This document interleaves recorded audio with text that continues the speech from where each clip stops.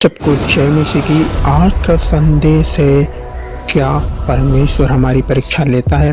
तो मैं कहूँगा जी नहीं, हमारी परीक्षा परमेश्वर नहीं लेता है। तो आखिर कौन लेता है? तो आइए हम इसी बात को जानेंगे। याकूब की पुस्तक 1 अध्याय 13, 14, 15। जब किसी की परीक्षा हो तो वह यह ना कहे कि मेरी परीक्षा परमेश्वर की ओर से होती है, क्योंकि न तो बुरी बातों से परमेश्वर की परीक्षा हो सकती है और न वह किसी की परीक्षा आप करता है।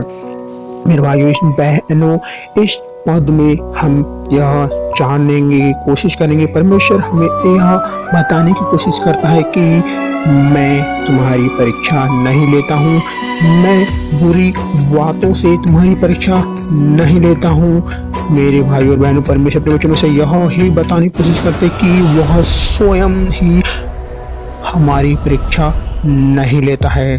तो आगे देखेंगे 14 पद में, परंतु प्रत्येक व्यक्ति अपनी ही अभिलाषा से खींचकर और फंसकर परीक्षा में पड़ता है।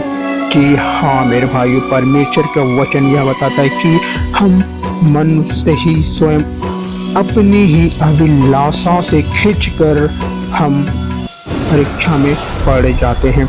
कई प्रकार के हम अपने जीवन को व्यतीत करने के लिए, कई प्रकार को हम अपनी आवश्यकताओं को पूर्ण करने के लिए कई बार हम जल्दबाजी कर देते हैं, कई बार हम गलत फैसले ले बैठते हैं, कई बार हम गलत कदम उठाने लगते हैं और कई बार हम उन्हीं बातों में फंस जाते हैं, कई बार हम उन्हीं चाल चलन में फंस जाते हैं जिससे बाद में हमें नुकसान हो जाता है। यदि हम किसी बिजनेस को करना चाहें और उस बिजनेस के लिए हमारे पास एक अच्छा नेटवर्क नहीं होता है और उसमें हमने अच्छा इन्वेस्ट कर दिया और हमारे पास एक अच्छा नेटवर्क नहीं है, तो बिजनेस सक्सेसफुल नहीं होगा। जितनी आपने इनकम खर्च की है, जितना व्यय खर्च किया है, वह सब वेस्ट हो गया और आप कर्जे में पड़ गए। तो मेरे भाई और बहनों, यहाँ पे सिर्फ यही बताने की कोशिश करता कि आप खुद ही अपनी अभिलाषाओं में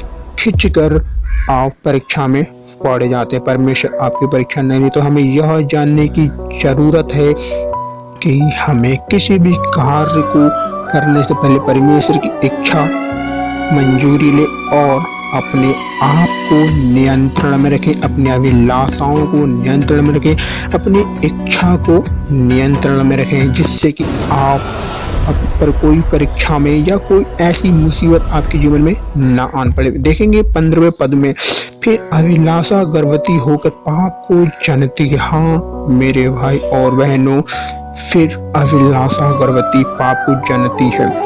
जब आपकी इच्छाएं पर्याप्त नहीं हो पाती, जब आपकी इनकम आपकी आवश्यक वस्तु के लिए पर्याप्त नहीं होती, तब आप फिर कई बार गलत रास्ते, गलत मार्ग, गलत कार्य करने की कोशिश करते हैं, जिससे आप यह नहीं सोचते हैं कि यह कार्य सही है या गलत है। बस आप ये सोचते मुझे यह वस्तु चाहिए तो बस चाहिए, जिससे आप गलत फैसला, गलत कार्य, गलत कदम उठा बैठते हैं।